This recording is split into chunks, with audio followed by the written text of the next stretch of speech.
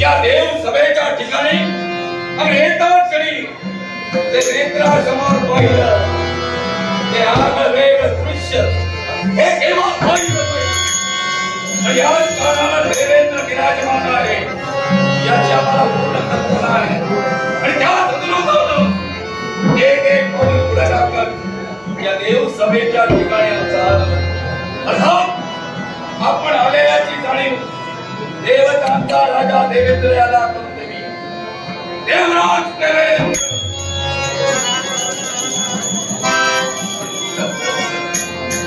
आश्चर्य वाटतं कधी न पाहिलेली न देखिलेली अशी व्यक्ती या देवसभेत आमच्या नेत्रासमोर उभी राहिली आणि म्हणून मनाच्या ठिकाणी अचंबा निर्माण झाला आपली ओळखी करू शकेल पूर्णपणे ओळखी करून देणार कारण आल्याला तुम्ही माझ्या नावाला मला हात दिला अर्थात माझ्या नावाची तुम्हाला ओळखी करून देण्याची गरज नाही माझी ओळख ठेवूनच आला सहजासहजी माझा ओळख मला झालेली नाही सहजासहजी माझा परिचय कुणाला होत नाही मी कुणाजवळ शक्यतो जाण्याचा प्रयत्नही करत नाही पण जिथं जाण्याचा प्रयत्न करतो तिथं तशा प्रकारचं कार्य असेल तरच पावलं टाकतो आणि तुमच्या या देव दरबाराच्या ठिकाणी ज्यानं पावलं टाकली निर्भीड मनानं पूर्ण विश्वासानं तोच रुद्रासूर तुमच्या समोर उभा आहे रुद्रासूरशी आपल्या देहाला संबंध आश्चर्य वाटलं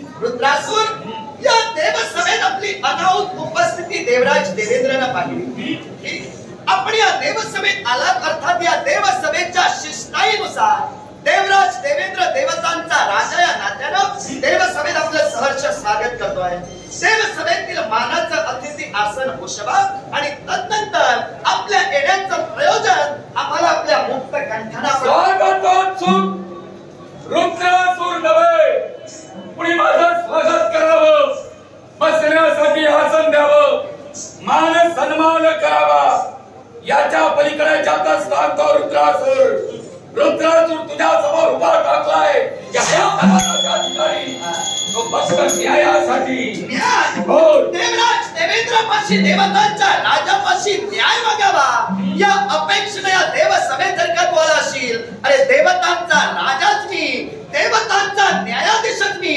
देवतांना न्याय देणारा देवराज देवेंद्र कोण असा न्याय तुला द्यावा या अपेक्षेने तू इथपर्यंत गोष्टीसाठी बोला न्याय तुझ्याशी मी करणारच न्याय मागण्यासाठी आलो अर्थात तो न्याय परिपूर्ण कसा मिळेल याचा विचार करणार पण सुरुवातीपासून शेवटपर्यंत न्यायाच्या ठिकाणी विराजमान हो किंबहुना उभा ठाक पण माझ्या नेत्रात नेत्र घालून प्रत्येक प्रश्नाचं उत्तर मला हवंय मी तर याच्या मुळाची कारण एकच आहे विश्वरूप हे नाव तुझ्या कधी ध्यानात आहे किंबहुना तुझ्या समोरून गेले की नाही रुद्रासूर विश्वरूप या नावाची मला तशी बरीच ओळख आहे पण रुद्रासूर या नावाची तशी मला ओळख नाही आता रुद्रासूर हे नाव आणि विश्वरूप हे नाव या दोन नावातील नेमका जो भाव आहे या दोन नावातील नेमकं जे अंतर आहे ते फक्त तुझ्या मुक्त कंठाने तू स्पष्ट करून सांग म्हणजे विश्वरूप या नावाची माझी ओळख मी तुला पटवून देईन जर गोष्ट पटवून दिली तर त्याला काही अर्थ राहत नाही मी नेमका कशासाठी आलोय याची उत्कंठा तुलाही लागली पाहिजे याची उत्कंठा यांनाही लागली पाहिजे उत्कंठा माझी नकोस यांना म्हणजे तुझ्या या दरबाराच्या ठिकाणी बसलेली तुझी प्रजा ही देव प्रजा यांना उत्कंठ आहे रुद्रासूर का आलाय ज्या विश्वरूपाच्या बाबतीत अन्याय तू केलास म्हणजे तो त्रिशिरा या त्रिशिरानं असं तुझं काय वाईट केलं होतं कोण असं तुझं कोण मारलं होतं जेणेकरून त्याच्या नाशासाठी तू कारणीभूत ठरला त्याच्याशी आपला संबंध पूर्णपणे ज्या त्रिशिराचा बाप स्पष्ट तो माझाही निर्माता आहे तो माझाही बाप आहे आणि माझ्या बंधुवताच्या सुरासाठी मी तुझ्यापर्यंत आलोय रुद्रासूर बंधुवताचा सूड उघडण्यासाठी या देवसभेत देवराज देवेंद्र पर्यंत आपण उभे ठाकला आपलं म्हणणं मी ग्राह्यही माने पण त्या पलीकडे जाऊन मी त्रिशिराचा शेवट जरूर केला कृष्ण ऋषींचा पुत्र विश्वरूप या जन्मताच 3 शिरा असल्यामुळे त्याला त्रिशिरा म्हणून विश्व ओळखू लागलं. त्या त्रिशिराचा त्या विश्वरूपाचा शेवट देवराज देवेंद्रानं जरूर केला. पण तो कशासाठी केला आणि का केला? या विश्वाच्या स्थैर्यासाठी केला. जो त्रिशिरा अधर्माच्या मार्गाने चालत होता आणि अधर्माचा मार्ग एका ब्रह्मतत्वानं अवलंबून आहे, म्हणून त्या त्रिशिराचा शेवट या देवराज देवेंद्राला करावा लागला. यात काय माझं चुकलं? देवेंद्र, तुझं काय चुकलं हे संपूर्ण बोलल्यानंतर मी सांगेन. प्रत्येक प्रश्नाकडे माझं काय चुकलं हे शब्द वापरू नकोस. ज्या त्रिशिराचा तू शेवट केलास त्याला काय अधर्म केला होता म्हणून त्याचा शेवट तू केलास. मुळातच मी चुकलो नाही आणि म्हणूनच माझं काय चुकलं हे शब्द प्रयोग मी वापरले. आता त्यानं माझा काय गुन्हा केला हे जर बोट ठेवून तो विचारत असशील तर तेही तुला स्पष्ट करून न्यायासाठी आलो. मी न्यायालाच बोलणार. बोट ठेवणार. मी न्यायालाच बोलणार. तुझा जर न्यायावरच ठाम बोट असेल तर देवराज देवेंद्र सुद्धा न्यायालाच चालणार. मी दिलाचं नाही. ऐक, तुझ्या प्रश्नाचं उत्तर देतोय. वृत्रासूर, त्रिशिरानं माझा जरूर अपराध केला. त्रिशिरा माझा न्याय कक्षेत अपराधीच ठरला आणि म्हणून त्याचा शेवट मी केला. त्याचा शेवट मी हौसा मौजेसाठी केलेला नाही ना. त्याचा माझं कोणतं पूर्वजन्मीचं वैमनस्य होतं. मी त्याचा शेवट केला तो एकाच गोष्टीसाठी. हा त्रिशिरा 3 शिरांनी युक्त होता याची कल्पना तुला असेल. कारण नावातच आहे, कल्पनेची गरज नाही. नावच त्रिशिरा, 3 डोकी. मुद्दा स्पष्ट करण्यासाठी बोललो. म्हणूनच तुला माहित आहे की नाही हे मी बोललो. मुद्दाम स्पष्ट केला. तू मुद्दा स्पष्ट केला. मी मुद्दाम तो पुन्हा स्पष्ट केला. बरीच प्रगती आणि तयारी करून आला. तुमच्या सानिध्यात यायचं असेल, तर प्रगतीशिवाय येणं उचित नाही. आणि तू म्हणतोय मी बरीच प्रगती केली. अरे तुम्ही ही प्रगती करताय याच्या पूर्वीपासून आमची प्रगती सुरू आहे. आमची म्हणजे माझी नव्हे, माझ्या परिवाराची स्पष्ट विश्वरूप. आणि आता मी यांनी प्रगती केली म्हणून तुम्हाला इथं उभं राहता येत नाही. काही हरकत नाही. जे काही बोललास मनापासून मला आवडलं.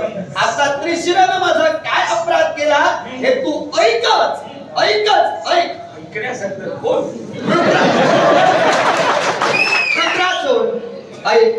त्रिशिरा माझा अपराधी होता.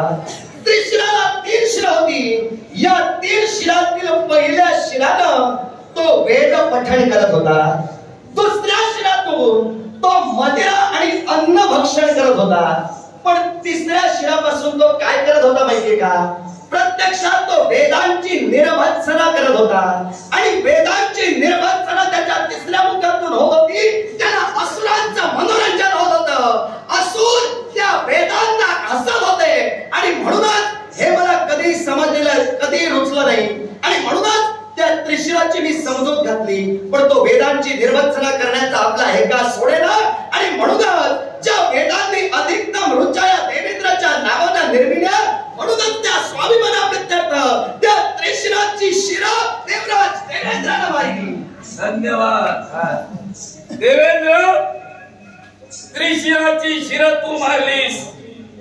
त्याच वेळी त्रिशिरा गतप्राण झाला होता असं तुला वाटलं. पण त्रिशिरा गतप्राण झाला नव्हता. आणि म्हणूनच त्याचे नेत्र उघडे होते. त्याचं उग्र स्वरूप पाहून तुला सुद्धा अचंबा निर्माण झाला. आणि म्हणूनच ती शिर वेगळी कशी करावी याचा संकल्प तुझा सुरू झाला. पण त्याच संकल्पात तू पूर्ण उतरेनास. कारण त्याचा शेवट करत असताना विजेचा लोळ त्याच्या मानेवर तू फेकलास, जेणेकरून त्याच्या मानेचा आणि देहाचा भेद झाला. एवढंच नव्हे तर ती शिर वेगळी करण्यासाठी तिथूनच जाणारा एक सुतार तुझ्या अवतीभोवती असणारा एक सुतार तू तिथं वापरलास. आणि त्याला तू सांगितलंस ही शिर वेगळी करून दे, तुझ्या प्राणीच्या योग्य करून या शिरांना वेगळं करून दे. त्यानं तुला नकार दर्शविला, त्याच वेळी त्याला तू आमिष दाखविलस, त्याच्या मनात भूल निर्माण केलीस की याच्यानंतर यज्ञाच्या ठिकाणी जो मनुष्याच्या शिराचा स्वाकार होईल तो फक्त तुझ्यासाठी होईल. आणि त्याच वेळी त्यानं त्या गोष्टीसाठी ती 3 शिर वेगळी केली. जेव्हा ती 3 शिर वेगळी केली तेव्हा ती 3 शिर वेगळी झाली तेव्हा त्यांच्या मुखातून काय बाहेर पडले याची कल्पना आहे तुला? हे न कळणे एवढा मी अक्कलकोंडा वाटलो. मी म्हणणार नाही, मी तुला अक्कलकोंडा म्हणणार नाही, कारण हे सामान्य शब्द वापरू नकोस. हा प्रश्न मी तुला का विचारला, कारण याचं ठाम उत्तर तुझ्या जवळ असेल तर ते मला म्हणतोय. त्रिशिराचा शेवट मी केला आणि त्रिशिराचा स्वाभिमान घेऊन रुद्रासुर माझ्या नेत्रासमोर उभा राहिला. त्यातून काय उत्पन्न झाला हा प्रश्न तुम्हाला केला. मी काय म्हणालो हे न कळणे एवढा मी अक्कलकोंडा नाही. हे शब्द तुला सामान्य वाटले, शब्दांचा अर्थ जर जाणून घेण्यासाठी खोलवर गेला तर हे सामान्य शब्द असामान्य किती आहे हे तुला कळेल. त्या खोलीपर्यंत जाण्यासाठी देव दरबारात आलो. किती खोली गाठतोय ते मला आज पाहायचंच आहे. मग काय मलाही पाहायचंय तू खोली गाठत कितपर्यंत जातोय आणि कितपर्यंत मला प्रतिकार करतोय.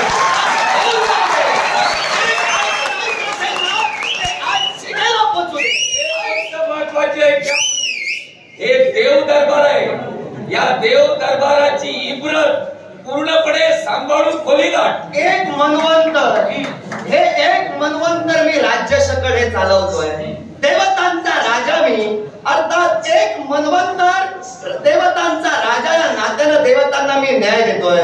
त्यामुळे या देवसभेची मर्यादा तुम्हाला सांगण्याची गरज नाही, माझी मला राजा म्हणून कळते. आणि म्हणूनच म्हटलं ती खोली गाठताना ती सांभाळावी लागेल. बोल, त्या मुखातून काय बाहेर पडलं ते सांग, नाही तर बोलता बोलता ते पुढचं काहीतरी सांग. हे याचा विचार तू करू नको. तुला सांगण्याआधी तर माघारी गेलो, पुन्हा तुझ्या समोर पाय टाकणार नाही.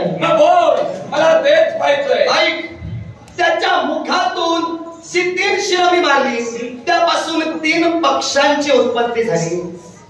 ज्या मुखातून तो वेद पठण करत होता त्या मुखातून कबूतर या पक्षाची निर्मिती झाली.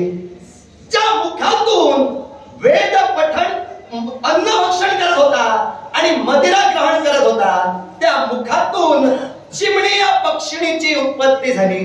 आणि ज्या मुखातून वेदांची निर्वचना तो त्रिशिरा करत होता त्यातून पितरांचा जो देव म्हणून आता ज्याला संबोधलं जातं त्या कावळ्याची निर्मिती झाली.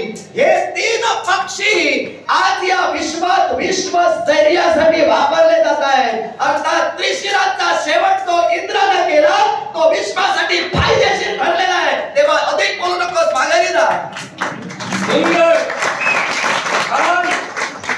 अप्रतिम बोलला. अप्रतिमच मी बोलतो, कारण या विश्वाच्या ठिकाणी जे जीव त्या त्रिशिराच्या मुखातून बाहेर पडले त्याचा उलगडा तू केलास. पण त्याचबरोबर त्यांच्या सोबत अनेक पक्षी होते. कारण ज्या मुखानं वेद गायले गेले त्यातून चातक पक्षी बाहेर पडला. जो पावसाच्या अगोदर पावसाची सूचना करतो तो चातक, त्याला आज्ञा तू करतोस त्यानंतर पर्जन्य येतो. हा चातक पक्षी सुद्धा आला. दुसऱ्या मुखातून मदिरा प्राशन करत होता, त्या मुखातून चिमणी आणि गरुड निर्माण झाले. एवढं तू म्हणालास. त्यांच्या सोबतच काक पक्षी निर्माण झाला. म्हणजे तो तुमच्या ठिकाणी आता काकभूषंडी म्हणून वावरतोय, बरोबर ना? आणि तो काकभूषंडी ऋषी पदाला पोहोचलाय. एवढंच नव्हे तर तिसऱ्या मुखातून तितर बाहेर पडला. तितर त्या पक्षानं या विश्वाच्या ठिकाणी पाणवठ्याच्या ठिकाणी राहायचं नाही, त्यानं राहायचं ते जंगलाच्या ठिकाणी, वाळवंटाच्या ठिकाणी. कारण वाळवंटाच्या ठिकाणी असणारे जीवजंतू भक्षण करण्यासाठी इतरत्र पक्षी जात नाही. त्यामुळे त्या तितराची नियुक्ती तुम्ही तिथं केली. यांना विसरू नको. हे सारं जरी सत्य असलं, हे पक्षी त्याच्या मुखातून बाहेर पडले, विश्व कल्याणासाठी त्याचा वापर होतोय. पण या त्रिशिराला त्या वेद गादीवर ज्या वेद ऋचा पठण केल्या जात होत्या त्या वेद पठणाच्या गादीवर बसवलं कोणी?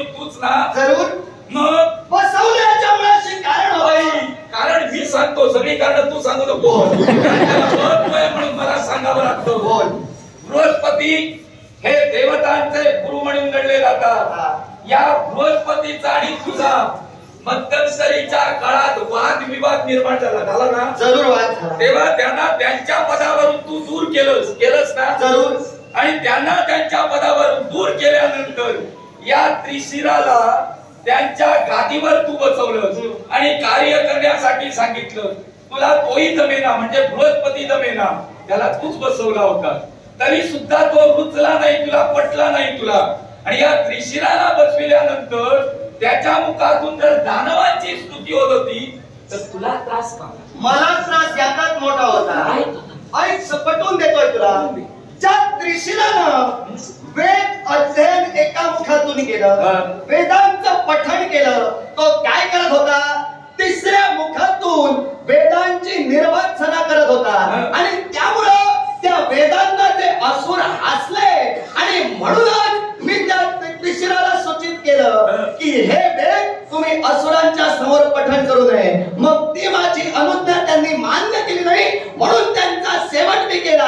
कारण वेदांनी अधिकतम ऋचा माझ्या नावानं निर्मिलेल्या आहे. ऋग्वेद जो कर्माशी निगडित आहे, या ऋग्वेदातील एकूण ऋचा आहेत त्यातील 1/4 सूक्तात त्या वेदांनी देवराज देवेंद्राचं मोठेपण सांगितलेलं आहे. मग या माझ्या मोठेपणावर त्या त्रिशिरामुळं ते असुर हसत होते.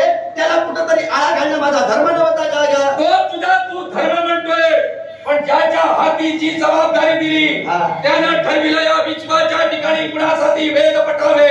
देवतांचं उदर भरण्यासाठी ते वेदांच्या ऋचा आणि अग्नीतून निर्माण होणारा धूर तुमचं उदर भरत होतं. जर देवता ब्राह्मण आहे तर दानवेश्वर कोण आहे? ब्राह्मणच आहेत ना, कश्यपाचे पुत्र आहेत ना. मग त्यांच्यासाठी ऋचा पठण केलं तर तुला का त्रास बाबा? तुला एकाच गोष्टीसाठी त्रास होतो. अरे या विश्वाच्या ठिकाणी कुणी भक्ती केली तर ती तुला रुचत नाही, ती तुला पटत नाही, ती तुझ्या स्वार्थासाठी झटतो. रुद्रासूर गैरसमज आधी पहिल्यांदा दूर करून मला त्यांच्याबद्दल अडचण हीच निर्माण झाली. ते ब्राह्मण होते हे तर तू मान्य करतोय. मग एक ब्राह्मण वेदांच्या रुचेवर जितका हास्य करताय, ज्या असुरांना वेदांचं महत्व कळत नाही त्यांच्या समोर वेदांनी पठण होऊ नये ही माझी प्रांजळ सद्भावना खोटी कशी? वेद ब्राह्मणांना कळतात असं तुझं म्हणणे. असुर वेदांवर हसलेच कसे? दानवेश्वरांना वेद कळत नाही असं तू म्हणू नकोस. याच्या मुळाची कारणे दानवेश्वर का असले? ज्या वेदांच्या ठिकाणी, ज्या ऋचांच्या ठिकाणी देवतांची फक्त स्तुती आहे, दानवेश्वराची स्तुती नाही, म्हणून दानवेश्वर असले. एवढंच नव्हे, ज्या दानवेश्वरांनी हास्यास्पद कृती केली त्याच दानवांचे गुरु शुक्राचार्य यांच्याबद्दल मी बोललो. मला तरी क्रमप्राप्त वाटत नाही, पण तू ब्राह्मण या तत्वावर बोट ठेवलंस. दानवेश्वरांना मान्यता देत नाही म्हणून तुला सांगावं लागतं. त्या शुक्राचार्यांच्या बाबतीत काय घडविलंस तू? ज्यावेळी स्वतःचं अस्तित्व देव दरबाराच्या ठिकाणी सिद्ध करायचं होतं, काय केलंस तू?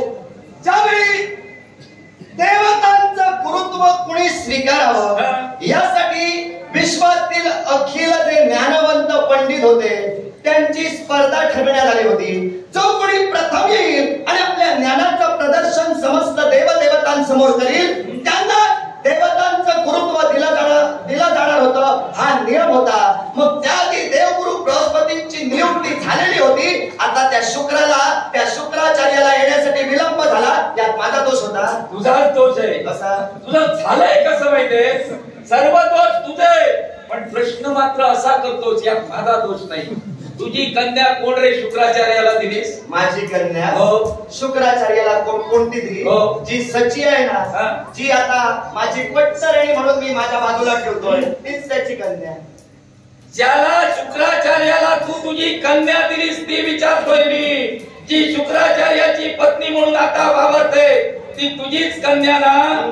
ज्या बृहस्पतीला दरबाराच्या ठिकाणी त्याच्या अगोदर तू उपस्थित केलंस आणि त्याच दरबाराच्या ठिकाणी शुक्राचार्याला येण्यासाठी विलंब झाला, त्या तुझ्या कन्येला जयंतीला तू मार्गात त्याच्या सोडलंस आणि त्याचा मार्ग रोखण्यासाठी सांगितलास.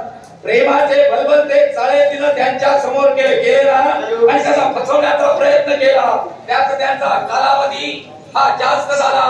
बृहस्पती दरबाराच्या ठिकाणी पोहोचला. एवढंच नव्हे तर त्याच वेळी बृहस्पतीला सारे अधिकार तू देऊन मोकळा झालास. कारण तुझ्या मतात सामील होणारा बृहस्पती शुक्राचार्य तुझ्या मताप्रमाणे वागणारे नव्हते, म्हणून ते तू कपट केलंस ना. मी आजपर्यंत जे जे कपट केलं त्रय देवतांच्या अनुमतीनं विश्वस्थैर्य राखण्यासाठी केलेली ती दैवी लीलात्मक कृती होती. त्याला कपट हा शब्द प्रयोग वापरू नकोस. जर ते कपट असतं तर त्या कपटात कधी सत्याचा अंश दडला नसता. दैवी लीला सांगूच नकोस. अरे तू केलेलं कर्म नाईलाजानं 14 मन्वंतरासाठी देवतांनी तुला बसवलं, म्हणून ते देवतांना सहन करावं लागतं. ज्या शुक्राचार्यांच्या बाबतीत तू कपट केलं, अरे तूच नव्हे, बृहस्पतीचा भाग अंगिरास, हा अंगिरास बृहस्पतीचा आणि शुक्राचार्याचा गुरु होय ना. या दोघांचं गुरुत्व त्यानं स्वीकारलं. त्या मार्गदर्शन करण्यासाठी तो तत्पर ठरत होता. पण जे बृहस्पतीला शिकवत होता ब्राह्मण असून सुद्धा ते त्यानं शुक्राचार्याला शिकविलं नाही. तिथं सुद्धा भेदभाव केला. आणि हा भेदभाव जाणला कुणी याची तुला कल्पना असेल, पण मी सांगतोय कुणी जाणला.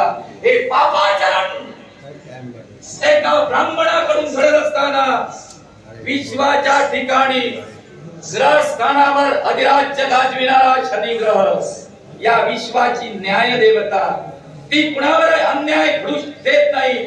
आणि म्हणूनच त्यानं ते पाहिलं कपट होतंय ते. आणि म्हणून शुक्राचार्याची भेट शनिदेवानं घेतली. जे अंगिरसानं त्यांना शिकविलं नाही ते शनिदेवानं शिकविलं. आणि त्याच वेळी त्यांनी सिद्ध केलं तर माझा शिष्य असा हे विश्वाला पटवून देणार. आणि तोच शिष्य स्वतःचे अधिकार कसे असतात. तुम्ही देवतांचा जो गुरु नेमलाय तो बृहस्पती आहे आणि देवता त्याला सहाय्य करताय. अर्थात इतरत्र जे सारे आहेत ते देवतांना शामिल आहे. एकट्या शुक्राचार्यानं दानवांचं गुरुत्व स्वीकारलं आणि त्या दानवांना न्याय मिळवून देण्यासाठी त्यांनी सर्व हकीकत घडविली. मग तुम्ही ज्यांच्यावर अन्याय करताय त्यांचा पक्ष वेगळा झाला. तुम्ही स्वतःचा स्वार्थ साधताय, तुमचा पक्ष वेगळा झाला. तुम्हाला काय वाटलं हे आता आलेलं यश हे तुमचं एकट्याच आहे? हे एकट्याच यश नाही. या यशामागं कित्येक वेगवेगळ्या मूर्ती आहेत. हे आजचं तुमचं यश उद्या दानवेश्वरांचं यश निर्माण होणार. राजा दानवेश्वरांनी ज्या वेळी यशस्वी मिळवण्यासाठी तत्पर ठरले त्या वेळी तुम्ही कपट कारस्थान केलं, म्हणून तुला मी कपटी म्हणतोय. रुद्रासूर, तुझं कसं झालं माहितीये का? त्या त्रिशिराचा स्वाभिमान घेऊन तू इथं आला, पण तू काय करतोयस? एकदा बृहस्पतीचं बोलतोयस, एकदा शुक्राचार्यांचं बोलतोयस, एकदा जयंतीचं बोलतोयस, एकदा आणखी कुणाचं बोलतोयस. ज्याचा स्वाभिमान घेऊन आलास त्याला बाजूलाच ठेवतोयस. मग तेच म्हणतोय मी, स्वाभिमान ज्याचा घेतलाय त्यानंच पुढे जातोय. कारण मला खोली गाठायची. मध्यंतरी बोल नको. याच्या माग कारण आहे तुम्ही केलेली कर्म ही टप्प्याटप्प्यानं पुढे. तू म्हणशील एका त्रिशिरावर बोल आणि तुझ्याशी संघर्ष कर. तसा मी मेणाचा बाहुला नव्हे. आम्ही कुठं म्हटलं? मी कधी कधी समोर येतो, पण जेव्हा समोर येतो तेव्हा त्रिशिरा आपलं मस्तक वर करूनच मागे जातो. लक्षात ठेव. पाहूया ना. आणि ते मस्तक तुझं कितपत वर ठेवून जातो. मग हा अन्याय आणि अपराध तुम्ही शुक्राचार्याच्या बाबतीत का निर्माण केला? मी तेच म्हणतोय. देवराज देवेंद्रनं आजपर्यंत जी जी कृत्य केली ती विश्वासाठी फायदेशीर आणि लाभदायकच ठरली. मी जी जी कृत्य केली ती एकट्या माझ्या मतानं केलेली नाही. त्याचा अखिल विश्वाला आतापर्यंत फायदा झाला, लाभच झाला. आणि म्हणूनच या देवतांच्या सत्य आसनावर मी अजूनही स्थिर आहे. जर मी कुकर्मी तू म्हणत असशील, मी जर अधर्माचा म्हणत असशील, तर या राजगादीवर मी टिकलो नसतो. अरे राजगादीचा सांगू नको. ती 14 मन्वंतरासाठी आहे. तू पापाचरण केलं तर या देवतांना नाईलाजानं तुला इथं बसवावं लागेल. पापाची आहे. तुला पापी म्हणणार कारण आहे यम धर्मानं ज्यावेळी भक्ती केली कुणाची करत होता? शिवशंकराची करत होता. आणि त्याच वेळी तो शिवशंकराची भक्ती करत असताना कित्येक कालावधी लोटला गेला. त्याच वेळी त्या भक्तीच्या ठिकाणी खंड पाडण्यासाठी तू तत्पर ठरलास आणि तिथं एक रंभा पाठविण्यासाठी तत्पर ठरलास. तीच म्हणजे वर्धिनी अप्सरा. होय ना? या वर्धिनी अप्सरेला तू तिथं पाठवलंस कशासाठी? यमधर्माच्या भक्तीत खंड पाडण्यासाठी. यमधर्म देवतत्वातलाच ना? देवतत्वातलाच ना? मग तो यमधर्म जर का देवतत्वाचा होता असं मला काय निर्माण करायचं होतं म्हणून त्याच्या भक्तीत तुम्ही खंड पाडला. ज्यावेळी माझ्या राजसिंहासनाला हादरे बसले गेले त्यावेळी माझं राजसिंहासन टिकवण्यासाठी मी जो प्रयत्न केला तो माझ्या मतानं तरी योग्यच आहे. त्याला तुम्ही धर्माचा प्रयत्न म्हणा नाहीतर अधर्माचा म्हणा. सत्यतेची खोड दर्शवणाऱ्या त्रय देवतांनी जिथं त्या माझ्या कृतीवर टीका केलेली नाही तिथं तुला तरी ती माझी कृती अधर्माचा म्हणण्याचा अधिकार. यमधर्मानं कधी अधर्म केला नाही. यमधर्मानं तुझ्या या गादीसाठी कधी आसक्ती दाखविली नाही. याच्यासाठी तू त्याची भेट घेतलीस तेव्हा तू त्याला प्रश्न विचारलास. तेव्हा यमधर्मानं तुला सांगितलं की तुझ्या गादीसाठी मी आसुसलेलो नाही. अर्थात हे तुला सांगितलेलं असताना सुद्धा माघारी आल्यानंतर वर्धिनीला तिथं पाठवलं. वर्धिनीनं त्याची सत्व परीक्षा घेण्याचा प्रयत्न केला. तेव्हा यमधर्मानं आपल्या ध्यानाचं विसर्जन केलं. वर्धिनीला समजावणीच्या स्वरानं सांगितलं तू समजुतीनं माघारी जा. तिनं त्याची क्षमा याचना मागितली आणि त्याच वेळी यमधर्मानं तिला वरदान मागण्यासाठी सांगितलं आणि तिनं वरदान मागितलं ते कोणतं? याच्या नंतरचं माझं जीवन स्थिर आणि स्थैर्याचं होऊ दे. यमधर्मानं तसा आशीर्वाद दिला. दुसरं वरदान मागितलं या विश्वाच्या ठिकाणी तुम्ही ज्या ठिकाणी आहात या धर्मदाण्यात तुम्ही पावलं टाकल्या तिथं तुम्ही जप तप करताय त्या ठिकाणाला महत्व असं यावं की माझं नाव सुद्धा तुमच्या सोबत जोडलं जावं. तथास्तु हे यमधर्माच्या मुखातील शब्द. तदनंतर काही कालावधी यमधर्मानं तपश्चर्या केली. शिव शंकर त्यांना प्रसन्न झाला आणि त्याच वेळी त्या स्थानाला धर्मव्यापी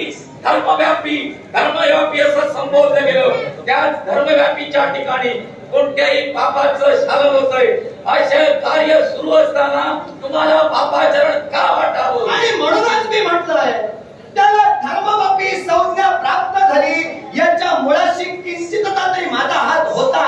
याच्या मुळाशी कारण काय मी पुन्हा सांगतोय मी अधर्माचा नाही मी धर्माचाच आहे. मला हे मान्य नाही. तुला मान्य नाही कशी माझा समजलं नाही. याच्या मुळाची कारण आहे जो भक्ती करतोय त्याच्या भक्तीत खंड करण्यासाठी तू तत्पर करतोय.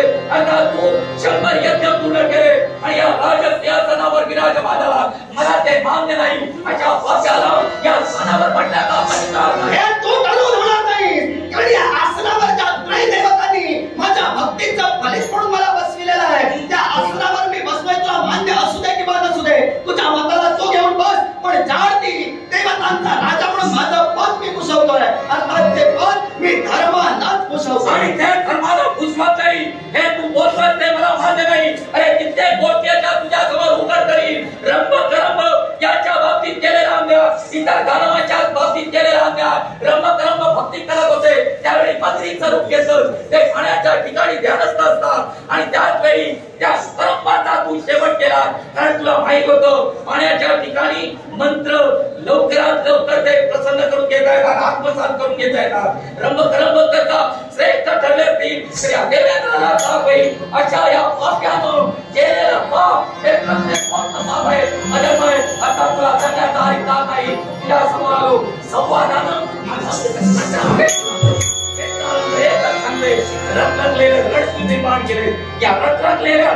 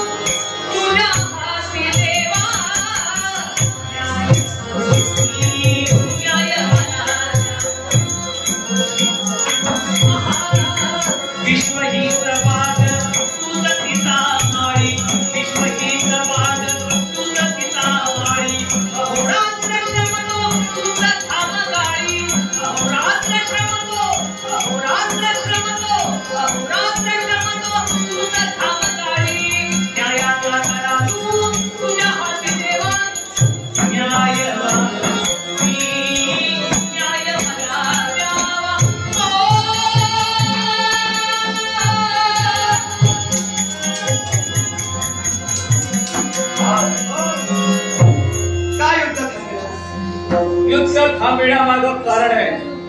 कारण तुझ्याशी संवाद साधत असताना रुद्रासूर खोली गाठण्यासाठी झाला हे सिद्ध केलं. आता काही दिवस या खोलीत जाऊन या खोदलेल्या खंदकात जाऊन विचार कर. तुझ्या जीवनाला पुन्हा एकदा ओली निर्माण होईल. तोच सांगतोय. मध्यंतरी बोलू नको.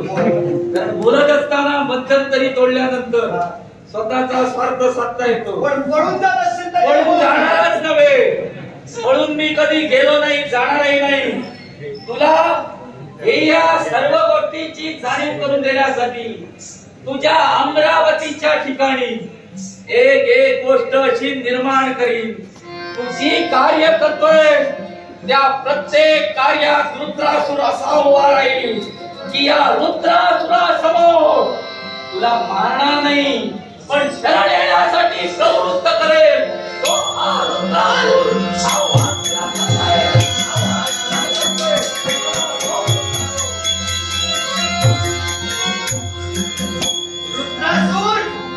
पण त्याचा पाठलाग म्हणजे दगडावर वार करण्याचा मूर्खपणा. पळून गेलास अर्थात मी मागावून तुझा काही बोलणार नाही. ज्यावेळी तू माझ्या समोर उभा राहशील आता जी खोली निर्माण केलीस ना त्याच खोलीत चिखल निर्माण करून